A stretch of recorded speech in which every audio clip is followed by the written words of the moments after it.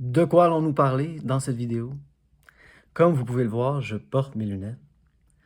Ça ne peut que vouloir dire deux choses. Soit je vais lire, et non, il n'y aura pas de lecture dans cette vidéo, ou je vais aller dehors. Je mets mes lunettes pour aller dehors. Et oui, en effet, nous allons retourner dehors dans cette vidéo. Dans la dernière vidéo qui durait 1h43 minutes, je suis allé faire du jogging dans le parc. Avez-vous assez de temps dans votre vie pour regarder une vidéo de 1h43 minutes? Certaines personnes m'ont dit qu'elles l'ont regardée en plusieurs sections, mais il y a eu du bon feedback et moi j'ai trouvé ça intéressant. Vous n'avez pas besoin de les regarder, hein, c'est gratuit de toute façon. J'essaye des choses nouvelles. Je ne crois pas que je vais pouvoir faire la même vidéo de 7 minutes où je répète toujours les mêmes choses pendant des années, comme Dan Buglio. Donc, j'essaye des choses nouvelles. Et ça, c'est important dans le reconditionnement de la douleur. J'ai parlé à plusieurs personnes qui sont trop dans une routine.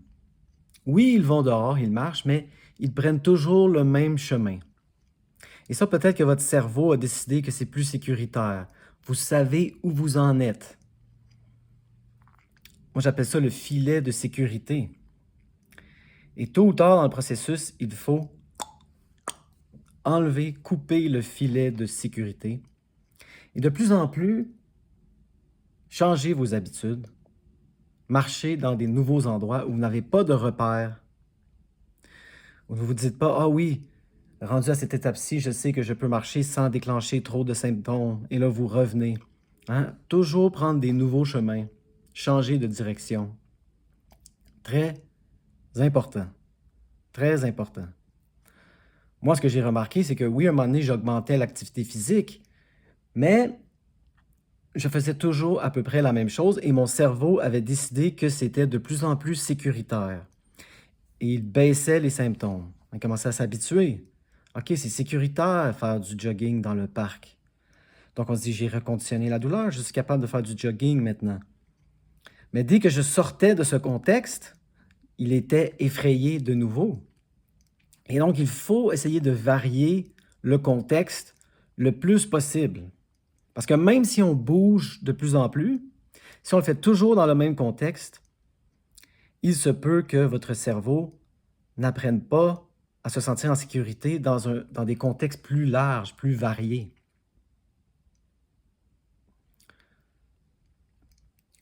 Donc, je réfléchissais à la vidéo que j'ai faite il y a 2 jours. Et évidemment, plein de choses ont émergé. Je me dis, ah, j'aurais dû dire ci, j'aurais dû dire ça. Donc, c'est un peu la vidéo numéro 2 hein, sur le thème d'aller dehors, de bouger. Cette journée où j'ai décidé de faire la vidéo d'1h43 minutes, qui s'appelle l'activité physique et la douleur chronique, je me sentais extrêmement bien. Je me suis réveillé avec du pep, il faisait beau. Il va y avoir des journées comme ça, mais il va y avoir des journées un peu plus comme aujourd'hui. Il fait un petit peu moins beau. J'ai travaillé hier, j'ai peu dormi, j'ai bu de l'alcool. Je ne me saoule plus, mais disons que j'étais un petit peu pompette. C'est un petit peu pompette. Je ne sais pas si ça paraît dans mes yeux. Donc, j'ai moins dormi, j'ai bu un peu d'alcool hier. Et là, ça me tente moins d'aller dehors. Mais on va y aller quand même. On va y aller quand même. J'ai reçu un message de la bibliothèque et certains de mes documents sont arrivés. Donc, je vais aller retourner des documents et emprunter les nouveaux qui sont arrivés. Et ça, ce que j'espère, j'ai préparé des choses d'avance, mais c'est que ça va faire émerger des leçons, des enseignements différents. Parce que le parc, hein, hier je suis allé du côté du parc Maisonneuve, le parc pour moi représente plus le progrès.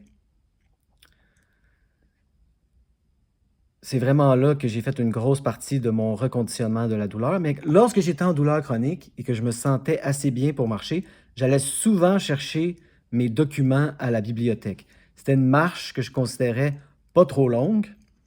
Et donc, c'était idéal pour moi pour sortir, faire de l'exercice, pas trop déclencher de symptômes.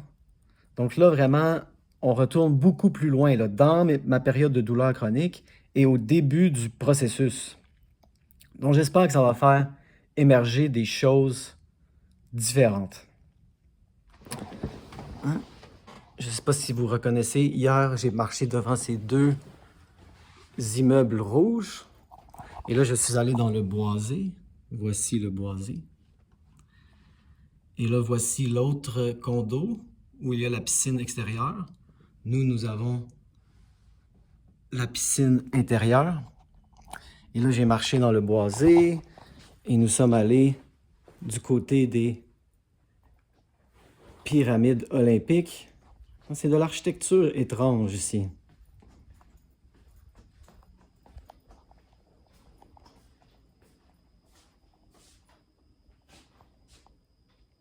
Mon immeuble iconique de Montréal. Donc ici, on les voit d'un autre angle. Et là, le stade olympique est caché ici,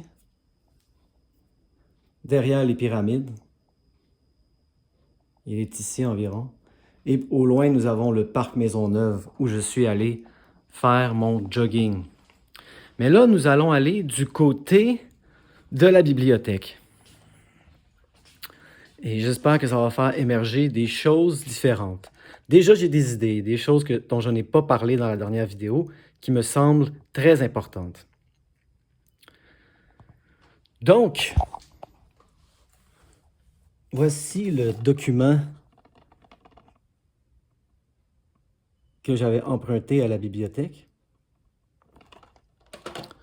Et ça, c'est ma voisine, une de mes voisines qui s'intéresse beaucoup à la vie après la mort et les expériences de mort imminente. Et moi, je m'intéresse beaucoup au bouddhisme. Donc, je me suis dit, voici une vidéo idéale. Ça va rejoindre nos deux intérêts. Et ça, c'est très intéressant parce que elle, c'est une dame plus âgée qui passe beaucoup de temps seule et elle a l'impression que son corps est en train de tomber en morceaux. Elle a beaucoup de douleur. Et là, elle me dit que souvent, elle passe des longues périodes comme ça, isolée. Et elle focus de plus en plus sur ses symptômes. Et l'autre jour, nous sommes allés parler sur la terrasse que je viens de vous montrer. Et là, elle me disait, « Oh mon Dieu, je n'ai plus mal. Je ne porte plus attention à mes symptômes. » C'est sûr que si je focus dessus, je remarque, oui, mes genoux brûlent un peu. Mais c'est comme si tu m'avais fait oublier la douleur, elle m'a dit. Donc ça, c'est très intéressant. Je parle rarement du structurel. Elle a de l'arthrose. Et là, je lui expliquais que moi, ma mère, j'aime ça quand je n'ai pas besoin d'aller chercher les exemples loin sur Internet ou des histoires dont on n'est pas sûr. Moi, ma mère a, les docteurs lui ont dit, énormément d'arthrose dans le cou. Et elle n'a aucune douleur au cou. Arthrose n'égale pas nécessairement douleur. Il y a des gens qui ont mal à un genou, et là, ils font des imageries, et ils ont de l'arthrose dans les deux genoux. Pourquoi ont-ils mal à un seul genou? Intéressant. Donc, arthrose n'égale pas nécessairement douleur.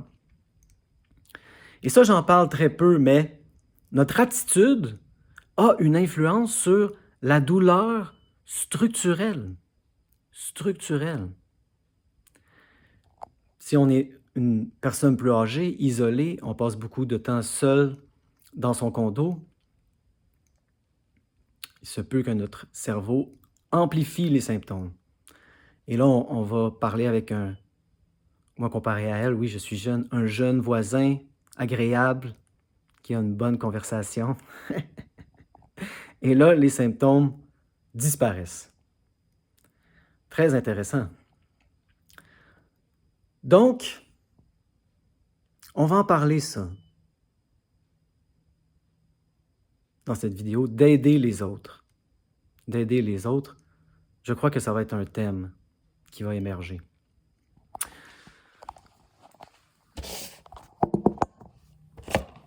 Donc, on va mettre le DVD dans le sac à dos, comme ça.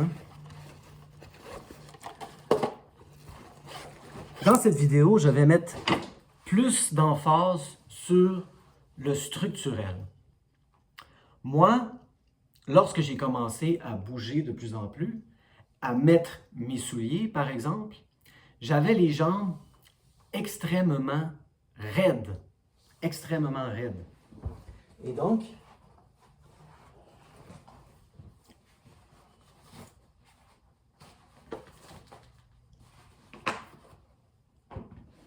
des fois, je voulais amener ma jambe comme ça, mais c'est comme si elle ne voulait pas aller assez haut de par sa raideur. Et là, il fallait dans un sens que je force un peu. Et je me disais, comment est-ce que ça peut être psychosomatique? Les tissus sont littéralement raides. Et il y a beaucoup de gens qui me posent cette question. Comment est-ce que ça peut être, peu importe comment on veut l'appeler, neuroplastique, psycho-émotionnel, si les tissus sont raides? Et moi, dans mon expérience, oui, en effet, l'esprit peut rendre les tissus raides. J'en ai fait l'expérience moi-même. J'avais de la difficulté comme ça. Et là, si ça ne veut vraiment pas y aller, à essayer d'y aller le plus loin possible. Toujours augmenter un peu plus. Aller le plus loin possible. Jusqu'à ce que on soit capable de faire la motion comme d'enfiler son soulier. Là, maintenant, je le fais sans problème. Je n'ai rien fait par rapport au niveau des tissus. Je n'ai pas ramolli les tissus, je ne suis pas intervenu au niveau du corps. Je suis intervenu au niveau de l'esprit. Et moi, je me souviens comme ça de souvent marcher à la bibliothèque en boitant. Je boitais, surtout ma jambe droite. J'en ai parlé dans la dernière vidéo, ma jambe de bois, ma jambe de pirate. Des fois, je marchais comme ça et elle devenait raide. Et là, je boitais et je sentais qu'elle était littéralement solide, qu'elle était raide, comme du bois. Et c'est l'image que j'avais. Jambes de pirate, jambes de bois, qui me rentre, le bois me rentre dans la hanche comme ça. On m'avait dit plusieurs choses. On m'avait dit, tu as une jambe plus courte que l'autre. Et là, d'autres personnes m'ont dit, non, c'est pas ta jambe en tant que telle qui est plus courte que l'autre, c'est ton bassin qui est débalancé. Et combien de temps j'ai passé à essayer de balancer mon bassin? Vous n'avez pas besoin de rebalancer votre bassin. Vous n'avez pas besoin d'intervenir au niveau structurel.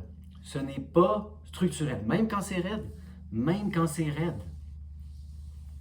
Et moi, ce que j'ai découvert, c'est que ça n'aide pas de voir ça comme quelque chose de structurel. Vous pouvez dire, non, mais c'est littéralement raide. C'est carrément structurel.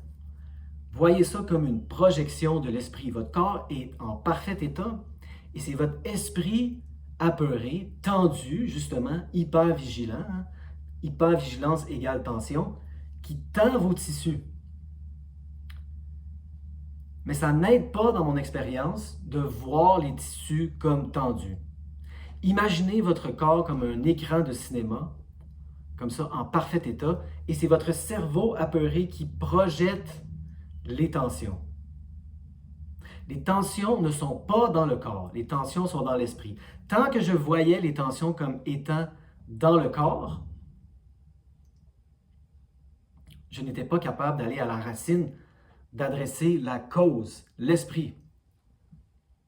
Tant que je voyais mon corps comme tendu et que j'essayais, même à travers l'esprit, de le détendre, soit que ça ne fonctionnait pas ou que c'était très limité. Très limité. Ce qui a fonctionné pour moi, c'est de voir mon corps comme étant en parfait état. Il n'était pas tendu, comme un écran de cinéma vierge, blanc, sans aucune faille. Parfait état. Et c'est mon esprit tendu et apeuré qui projetait ses peurs et ses tensions sur le corps. Très important de mentionner ça. J'enfile mon sac à dos.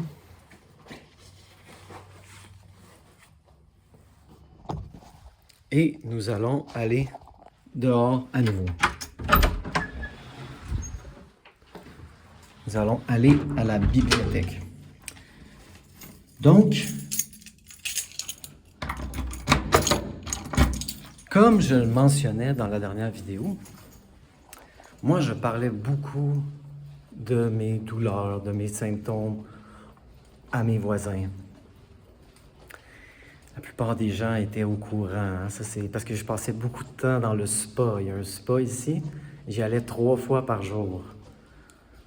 Je prenais des bains de sel d'Epsom. J'essayais vraiment d'intervenir au niveau structurel. Ça peut être bon relaxer, prendre un bain de sel d'Epsom, mais ne prenez pas de bain de sel d'Epsom ou n'allez pas dans le spa pour relaxer les tissus. Les tissus sont tendus à cause de votre esprit. Votre esprit. Et donc, les voisins, c'est vraiment idéal. Quelle occasion parfaite de vous pratiquer. Hein? Comment ça va? De mieux en mieux. De mieux en mieux. Les courriels aussi. Pas juste parler, écrire. Quand les gens vous demandent comment vous allez, c'est encore plus impressionnant pour le subconscient quand on l'écrit. Je vais de mieux en mieux. Je vais de mieux en mieux. Et là, la voisine avec qui j'ai regardé le film, elle habite ici. Elle habite au premier.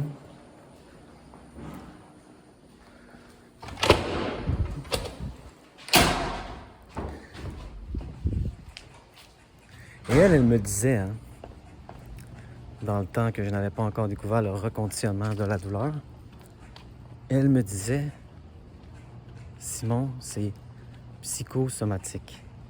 C'est dans ton esprit. Je disais, comment ça peut être dans mon esprit? Mes tissus sont tendus.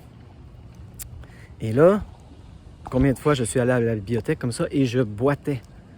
Je boitais avec ma jambe droite. Et les tissus étaient raides. Qu'est-ce qu'on fait avec ça? Moi, des fois, je boitais volontairement pour essayer d'accommoder la douleur, pour essayer de la contourner, si on veut. Donc, il y avait une espèce de tentative comme ça, volontaire, d'épargner. N'épargnez rien, bougez le plus naturellement possible. Ça, c'est toujours la clé, le mot le plus possible. Donc, quand les tissus sont tendus, et là, vous dites, même c'est impossible pour moi de marcher normalement, parce qu'au-delà du volontaire, oui, les tissus sont tendus. Et je ne peux pas m'empêcher de boiter. Essayez de boiter le moins possible. Mais continuez de marcher sur la jambe qui boite. Par exemple, c'est très important. Tant que vous épargnez, tant que vous accommodez, vous prolongez. Vous pensez que vous vous épargnez de la douleur. Et à court terme, ça peut peut-être être vrai. Ce soir, au lieu d'avoir un 8, vous allez avoir un 6. Donc, vous dites, je me suis épargné de la douleur. Mais long terme, vous l'entretenez. C'est tous ces mécanismes-là qui entretiennent la douleur. Et moi, lorsque je me mettais à boiter énormément, je me disais, OK, là, je suis en train d'empirer la situation. Il faut que je retourne chez nous. Et c'est pour ça que ça peut aider justement d'avoir une mission comme aller à la bibliothèque. Je voulais obtenir mon document, mon livre ou mon DVD. Et donc là, je me disais, non, c'est ça, je marche jusqu'à la bibliothèque. Je vais obtenir mon document, même si je boite. Même si je boite. Et en termes de visualisation, ce n'est pas utile dans mon expérience voir les tissus comme tendus. Imaginez des choses structurelles et là dire je vais détendre les tissus avec mon esprit. Ce n'est pas utile. Il y a des gens qui ont des images plus métaphoriques, hein, des couteaux, des aiguilles. Je ne sais pas si je vous apprends la nouvelle, mais il n'y a pas de couteau, il n'y a pas d'aiguille dans votre corps. Ce sont des métaphores. Et donc, on remplace les images, les métaphores négatives par des métaphores, des images positives. Comme je l'ai dit, des nuages, de la neige moelleuse, des coussins. Mais quand nos images sont structurelles et qu'on imagine des tissus qui frottent contre d'autres tissus, des choses qui sont en train de se déchirer, ça peut être utile d'imaginer des tissus en bon état, qui font ce qu'ils ont à faire, qui sont en parfait état au niveau structurel. Mais moi, j'ai découvert que c'était relativement limité pour moi, cette approche-là. Et ce qui fonctionnait le plus, c'était de voir mon corps comme des courants d'énergie. L'énergie essaie de circuler le plus librement possible dans mon corps. Et lorsqu'il y a des endroits où j'ai mal, plus j'ai mal, plus il y a de résistance. Et moi, au lieu d'imaginer des tissus, avant j'imaginais des tissus qui se déchiraient, là je vais essayer d'imaginer des tissus qui sont en parfait état. Ce qui m'aidait le plus, c'était d'imaginer les endroits où j'avais mal comme des barrages énergétiques. Plus j'avais mal, plus c'était bloqué. Et là, je voyais ces barrages comme ma résistance, mon niveau de résistance. Et l'exercice, au lieu d'imaginer des tissus en parfait état, c'était de détruire les barrages dans mon esprit. Donc on boite comme ça, on boite sur la jambe droite. Et ça fait mal, et je sentais que c'était un barrage énorme. On détruit le barrage avec notre esprit et on essaie de laisser l'énergie circuler. La douleur, c'est la résistance. Plus on résiste, plus l'énergie est bloquée, plus ça fait mal. Enlevez vos mains comme ça. Les symptômes essaient de monter comme ça et là, vous essayez, vous autres, de les baisser. Baisse les symptômes. Enlevez vos mains. Les symptômes vont faire ce qu'ils veulent. Ils vont commencer à circuler comme ça. Ça, c'est l'énergie qui circule. Peut-être que ça va faire plus mal initialement. Mais c'est ça qui va faire à long terme que la douleur va s'en aller quand vous allez arrêter de résister. Donc moi, ça a toujours été l'image la plus utile, ça. L'énergie essaie de circuler. Et moi, ma mission, c'est de détruire les barrages. Détruire les barrages énergétiques. Je trouvais que c'était très important de mentionner ça.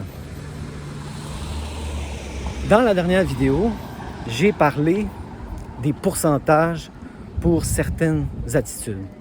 Et j'ai dit que pour moi, le meilleur pourcentage serait 80% d'indifférence, 10% de oui. Oui, ça c'est comme le repérage somatique. On va dans le symptôme, on le ressent et on dit oui. Ce n'est pas un problème, ce n'est pas dangereux et on le laisse faire ce qu'il a à faire. Et 10% non. Non, ça c'est comme quand j'essayais d'entraîner mon cerveau et je lui disais non, cerveau, non. J'ai 40 ans, mon corps est en parfait état. Il n'y a aucune raison de me donner ce genre de symptômes. Tu surréagis, tu as peur, tu surréagis. Et là, je lui donnais des instructions. Je lui disais, avertis-moi seulement quand il y a quelque chose de brisé. Tu n'as pas besoin de m'envoyer de la douleur comme ça. Je raisonnais avec lui. Et là, je lui citais des cas d'exception. Il faut toujours que vous ayez vos cas d'exception prêts comme ça. Pas les chercher. Oh mon Dieu, laisse-moi voir. Ai-je un cas d'exception? Il faut avoir une liste comme ça, des plus convaincants, à portée de main, comme des ammunitions. Et là, vous les citez comme ça à votre cerveau. Et ça, moi, je considère que ça fait peut-être partie du non. Hein, les cas d'exception, c'est comme dire à son cerveau, non, non. Tu fais une erreur, tu te trompes. Et donc, le message de cette vidéo, c'est que les pourcentages fluctuent, évidemment. Ce n'est pas comme si c'est toujours 80% de différence, 10% oui, 10% non. Lorsque je repense à mon processus, et là, ça m'aide, je suis dehors, il y a eu des moments où le oui était plus dominant, pas l'indifférence. Hein, des fois, peut-être, ça allait même jusqu'à... Il y avait certaines marches comme ça où ça allait à 50% de oui, 50% de repérage somatique, 50% de permettre, détruire le barrage, arrêter de résister. Et il y a eu des longues marches où le non dominait, jusqu'à 40-50% également, et c'était plutôt de l'entraînement. Moi, je voyais toujours mon cerveau comme un petit chien, comme un petit chiot, et là, je le dressais. Donc, je lui disais des oui et je le récompensais, mais souvent, je lui disais non. Pas méchamment, on n'est pas méchant avec un petit chien, mais on est ferme quand même. Non. Hein, il essaie de s'emporter comme ça, et là, on tire la laisse. On dit non. Non. Et moi, je trouve que dans le reconditionnement de la douleur en général, il n'y a pas assez d'emphase sur le non.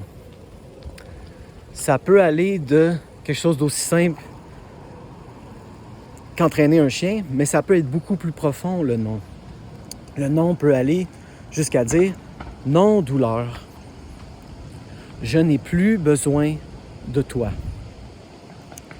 Et ça, c'est vraiment un concept difficile à digérer. Qu'est-ce que tu veux dire « besoin » ?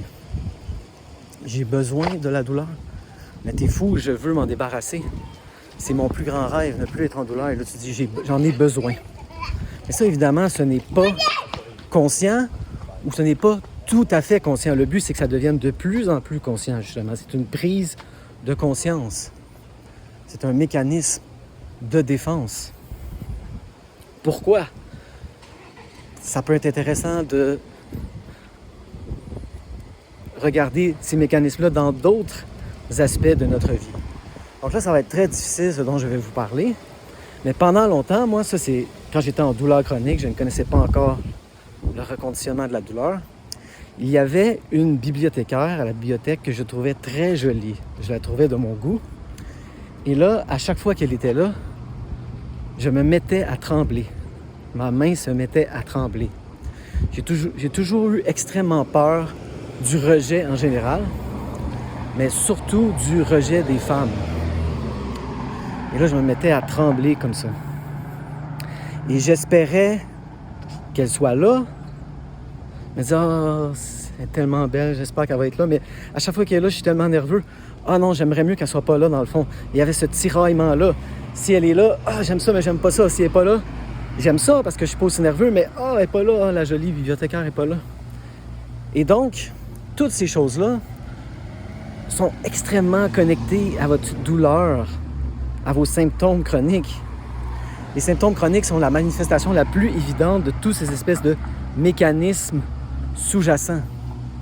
Maintenant, est-ce qu'on a besoin de régler tout ça pour éliminer sa douleur chronique? Non. Non. Mais disons que ça ne se produirait plus pour moi. Je ne crois pas que, en ce moment, il n'y en a pas, mais s'il y avait une bibliothécaire que je trouvais de mon goût maintenant, elle était très jolie, elle était là, je ne crois pas que je me mettrais à trembler. Donc, c'est sûr qu'on ne peut pas ignorer ces choses-là, il faut les travailler.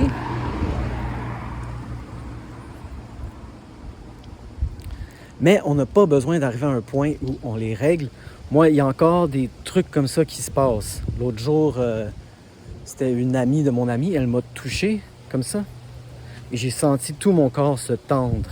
C'est très rare que les gens me touchent comme ça. J'ai été surpris et tout mon corps s'est tendu. Donc, ce n'est pas comme si j'ai...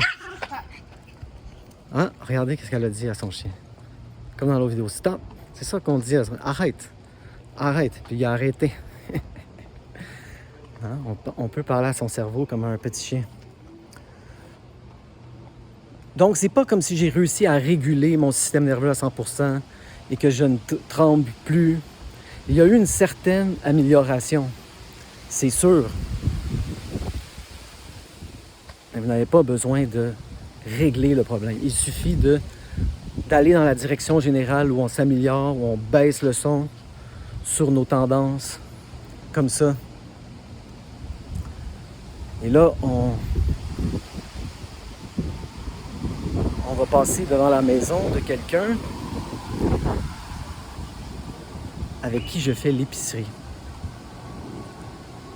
Hein? C'est un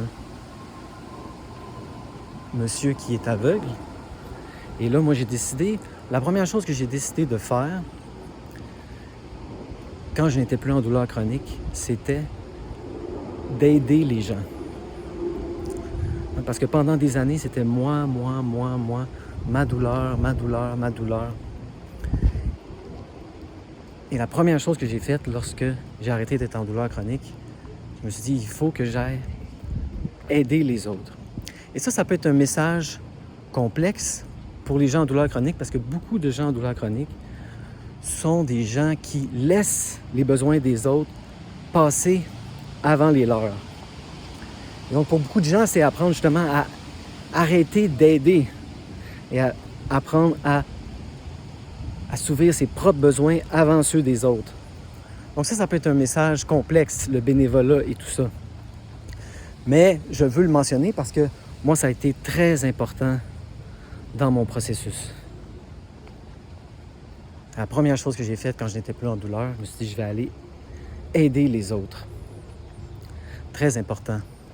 Au début, j'ai passé par un organisme de bénévolat et j'aidais une personne différente à chaque semaine. Mais là, ils m'ont mis en contact avec cet homme qui habite près de chez moi et nous faisons l'épicerie ensemble une fois par semaine, une fois aux 2 semaines. Et là, ce qui se passe, c'est que justement, on ne passe plus par l'organisme. Hein? Ils trouvent ça un petit peu infantilisant. Et donc, maintenant, c'est comme si on est devenus des amis et on deal un à un. On ne passe plus par l'organisme. Ils nous ont dit de ne pas faire ça. Ils ont dit non, il y a beaucoup de gens, justement, ils forment une amitié avec la personne et là, ils ne passent plus par l'organisme et ce n'est pas bon pour nos statistiques. Mais ils les appellent encore, ils leur disent à chaque fois qu'on fait une épicerie, comme ça aide leurs statistiques. Mais on est en communication directe. Et ça, je voulais en parler. Hein? C'est quoi votre relation avec les autres? Est-ce que vous laissez toujours les besoins des personnes autour de vous passer avant les vôtres? Vous faites ce qu'ils appellent en anglais du people pleasing? Si oui, ça peut être important de prendre soin de soi, apprendre à prendre soin de soi. Mais si vous étiez comme moi pendant 8 ans et que vous êtes dans ma douleur, mes symptômes,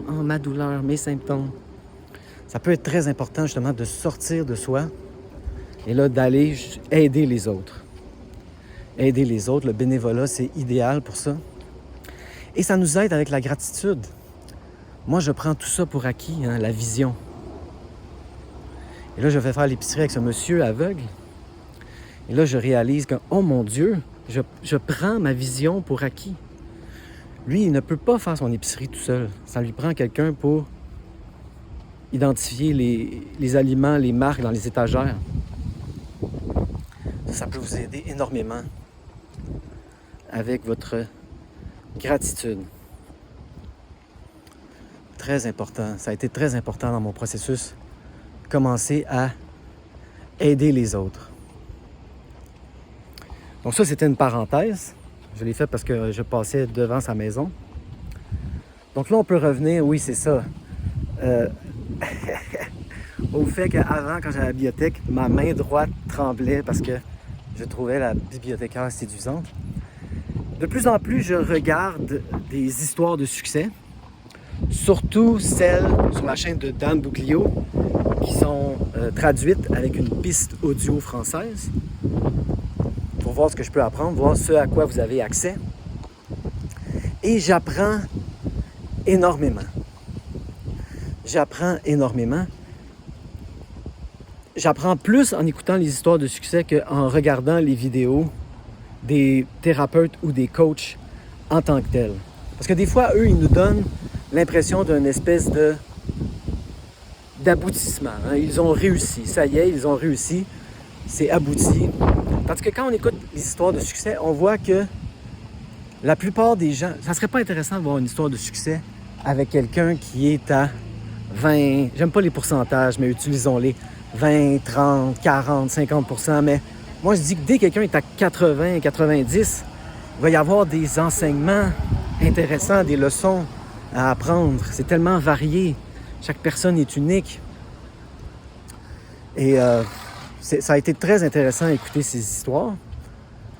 Moi, je réalise que j'ai encore besoin de beaucoup de coaching. Même si ces gens-là avaient éliminé leurs symptômes, Dan leur disait encore des trucs utiles. Et c'est ça qui est arrivé, moi, quand j'ai fait mon histoire de succès avec Jim Prusak. Après l'histoire de succès, on a continué de parler. Et ça, ce n'est pas dans l'interview.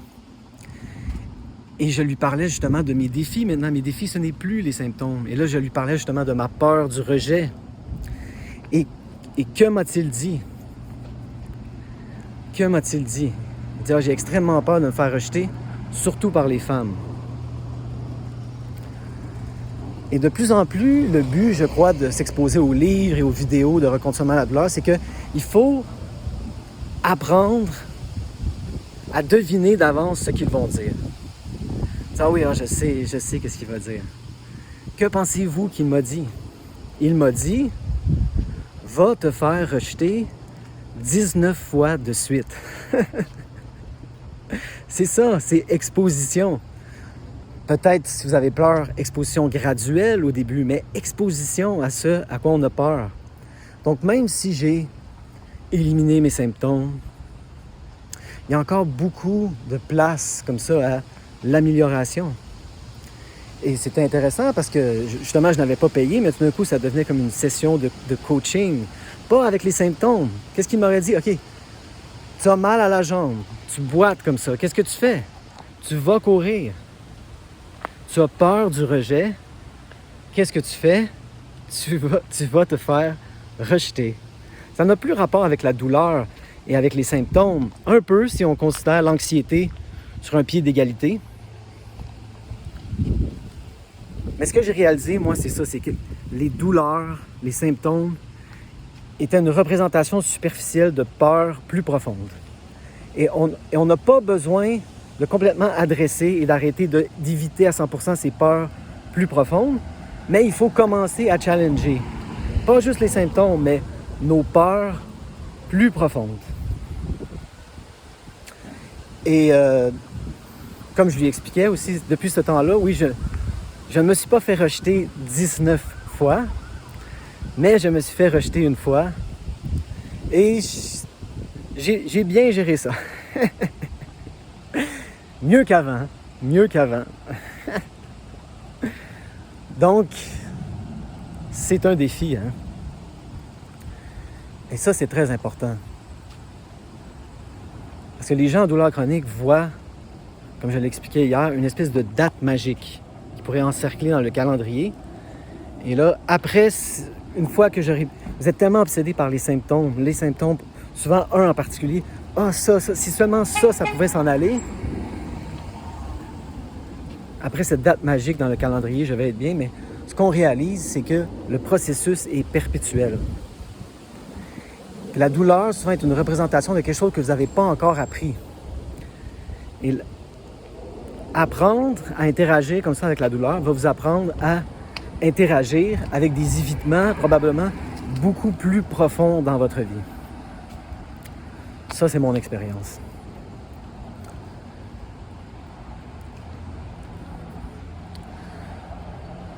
J'échangeais des courriels l'autre jour avec quelqu'un.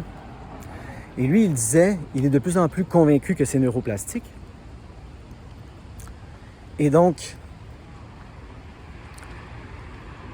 au lieu de dire « j'ai peur d'endommager quelque chose », c'est ça qu'il disait avant, il disait, lui c'est le genou comme ça, il disait « j'ai peur, à chaque fois que je vais dehors, et là que je recrée les sensations comme ça dans le genou, qui sont extrêmement violentes, j'ai peur de renforcer les connexions neuronales. » Donc ça, c'est vraiment intéressant parce que ça se passe à un autre niveau, là. C'est plus j'ai peur d'endommager, ça a été réglé. Il dit non, j'ai peur de renforcer les connexions neuronales. Donc au moins, on est comme dans le neuroplastique au lieu d'être dans le structurel. Mais ce que je lui ai répondu, c'est que non, si on marche, si on court sur le genou qui fait mal et que la sensation est perpétuée, ce n'est pas ça qui renforce la connexion neuronale, si on veut utiliser ce terme, c'est l'évitement. Le fait que tu challenges, le fait que tu défies, que tu continues à faire l'exercice sur le genou, ce n'est pas ça qui va renforcer, c'est le contraire. C'est ça qui prouve à ton cerveau que tu as de moins en moins peur. C'est ça qui va faire changer les choses. Et c'est l'évitement qui renforce. L'évitement. Donc là, on est au métro. Ici, on est au métro L'Angelier. Et on est devant le métro. L'épicerie métro. Métro.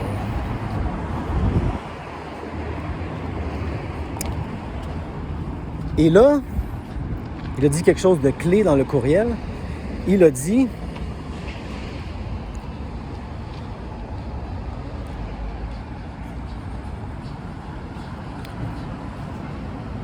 De plus en plus, je ne fais plus l'approche graduelle, je fais l'approche dont tu parles, et dont Jim Prusak parle. Je fais ce que j'ai à faire.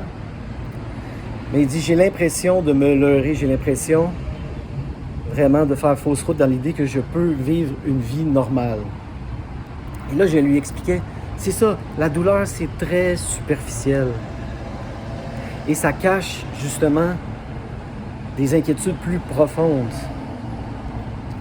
Donc, comme nous dit Dan Ratner, le premier niveau de doute, c'est est-ce structurel? Et là, comme on le voit, on peut même dire, suis-je en train de renforcer les connexions neuronales? Mais en dessous de ça, il y a une peur plus profonde, une espèce de confiance en nous-mêmes. Est-ce que je le mérite? Pas seulement suis-je capable, mais est-ce que je mérite d'avoir une vie normale? Et la réponse, évidemment, c'est oui. Oui, vous le méritez. De plus en plus, c'est ça qu'il faut réaliser. La douleur est superficielle. Votre manque de confiance dans le processus est un peu un reflet de votre manque de confiance en vous-même, que vous méritez d'avoir une vie normale. Moi, j'essayais de me visualiser comme ça en bonne santé. Il y avait quelque chose qui me bloquait.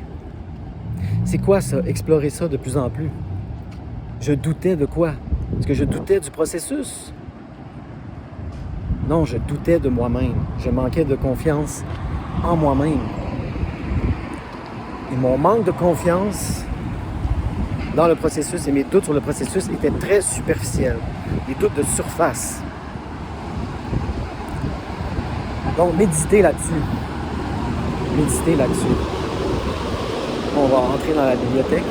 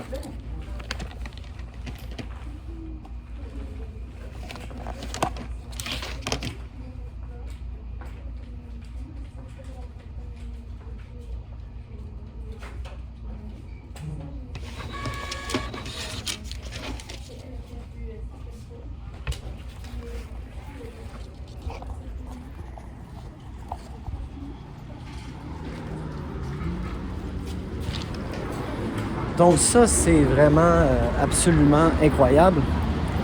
Nous vivons dans une société où c'est la bibliothèque. Je peux aller sur Internet et je peux faire venir des livres et des DVD des autres bibliothèques. J'ai accès à tous les livres et tous les DVD des bibliothèques de l'île de Montréal. Moi, je trouve ça absolument incroyable. J'ai loué un... Je sais pas si on voit. J'ai loué un DVD sur le Dalai Lama. A Path to Happiness.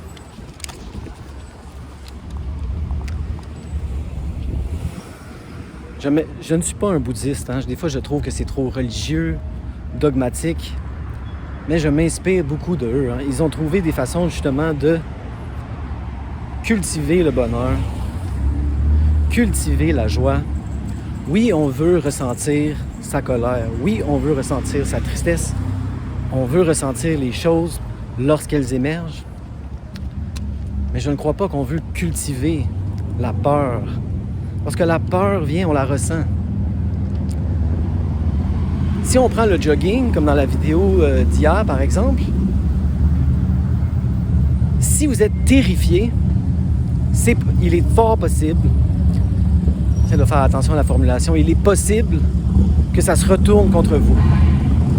Si vous êtes terrifié. Mais il faut apprendre à bouger à travers un certain niveau de peur.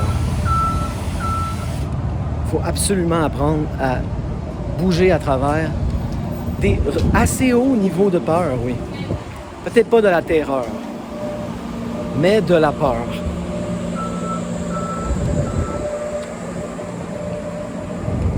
Et donc on sent la peur, mais évidemment on ne cultive pas la peur.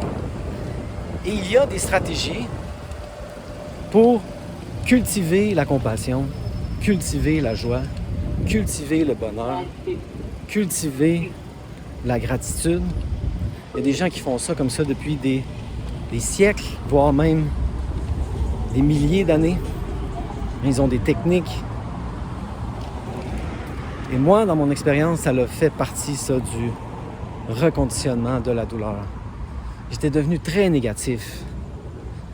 Je ne cultivais pas la joie dans ma vie. Je ne cultivais pas l'autocompassion. J'étais extrêmement strict, extrêmement sévère envers moi-même. Ah, ça, c'est des spirales, comme quand j'allais à la bibliothèque et que je sortais et que la belle bibliothécaire était là et que j'avais tremblé. Je m'auto-flagellais. Je disais, ah, t'es tellement minable. Comment tu peux avoir aussi peur? Manque de courage. T'es un poltron. Tout ça, je me parlais comme ça. C'était ça mon discours mental. C'est vraiment, vraiment horrible.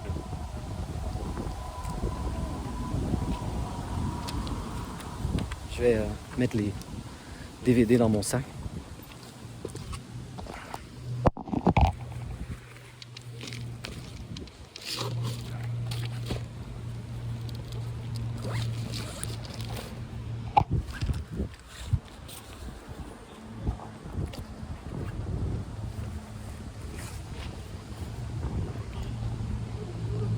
Donc, je ne veux pas faire une vidéo aussi longue que la dernière.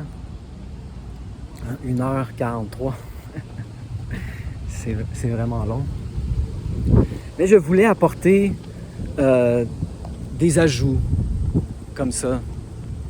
Surtout par rapport au fait que les pourcentages fluctuaient constamment. Je crois que initialement, c'est le oui qui a dominé. Initialement, je faisais de plus en plus de repérage somatique. C'est un des premiers concepts que j'ai intégré. OK, il faut que j'enseigne à mon cerveau que ces sensations-là ne sont pas dangereuses. Donc, je laissais les sensations émerger. Et là, je disais à mon cerveau, tu vois ça? Pas dangereux. Mais pendant une période, c'est vraiment le non qui a dominé. Voir plutôt la technique comme une technique d'entraînement. Une technique de dressage. Hein? On dresse le cerveau comme on dresserait un chien. Et là, il y a beaucoup de non à faire. Vous pouvez donner des instructions à votre cerveau.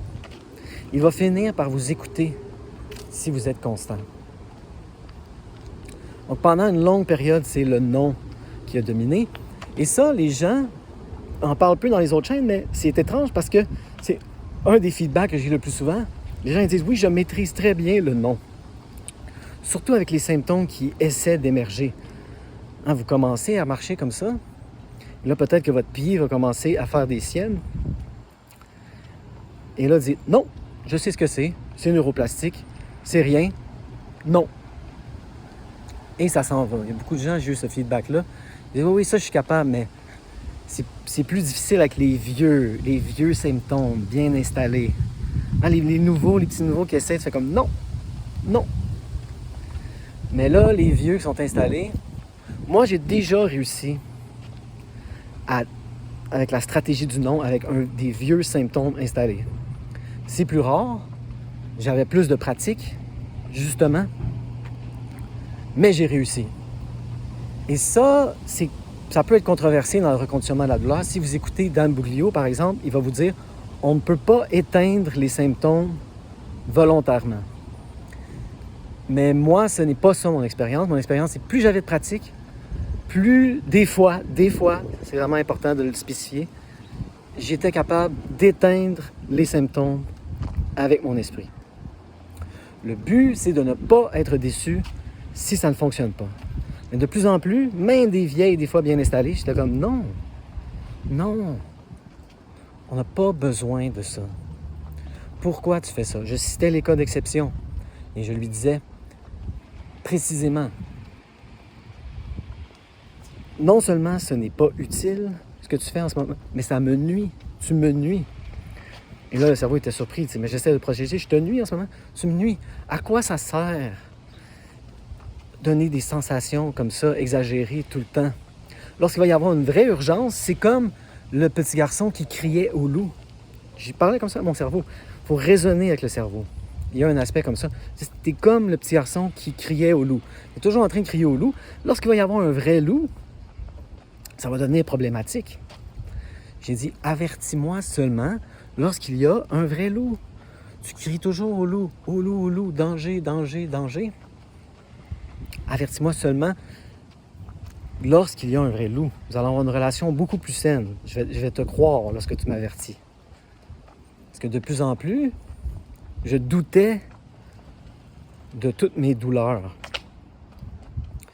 Et là, ça peut entraîner une phase complexe du processus parce que on se dit, mais tout d'un coup que ça arrive des fois qu'on se blesse pour vrai. Comment vais-je faire la différence? Comment vais-je faire la différence? Et c'est là que c'est extrêmement important d'avoir des stratégies. J'en parlais avec ma voisine qui est plutôt âgée et je réalisais la difficulté de faire ce processus lorsqu'on est peut-être plus âgé. Parce que oui, le corps, des fois, devient avec l'âge plus faible. Et donc, qu'est-ce qu'on fait quand on a ce double doute? C'est pas structurel, mais là, tout d'un coup, oui, mais d'un coup que... Et moi, ce qui m'aidait, j'en ai parlé souvent, c'était de penser à mon frère jumeau. La stratégie du frère jumeau a été cruciale pour moi. Je l'imaginais comme ça, qui marche à côté de moi. Et je me disais, serait-il capable de faire ceci? Oui. Je ne faisais rien de trop exagéré. Marcher à la bibliothèque, ce n'est pas censé déclencher des 8 et des 9 sur 10 lorsqu'on a 40 ans. En fait, au début, on commence avec des choses où on peut raisonner, on peut se rassurer comme ça avec le cerveau. Là, lorsqu'on commence à faire du jogging, c'est la même chose. Je lui disais, je suis en train de me remettre en forme. Mon frère jumeau serait capable. Mon frère jumeau serait capable de faire ça. Mon frère jumeau qui n'a pas fait d'exercice depuis longtemps. Mon frère jumeau qui n'est pas très souple. Peut-être qu'il devrait commencer à faire du yoga.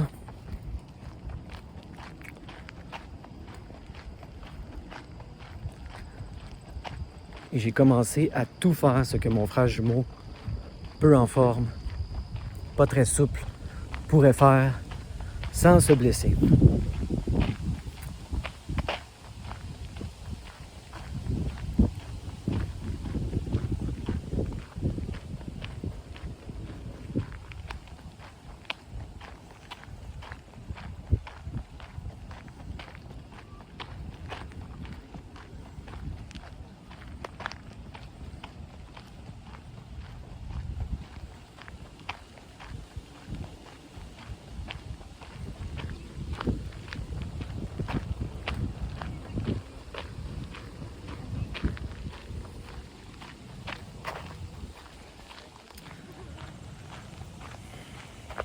Je voulais rester silencieux un peu avant de finir l'heure. Pas toujours obligé de combler le temps avec des paroles. Souvent quand je marche, moi, je sais pas si vous l'avez réalisé, mais j'aime bien parler. J'aime bien parler.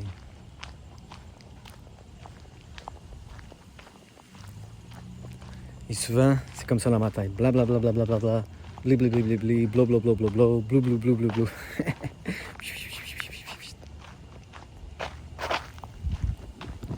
Et là, on dit oui à la douleur et on dit non. Il y a des stratégies, il y a des techniques. Mais souvent, c'est juste lâcher les techniques, les béquilles comme ça, et juste être dans le moment. Pas de oui, pas de non, pas de repérage somatique, pas d'indifférence même, c'est juste un mot. Juste être.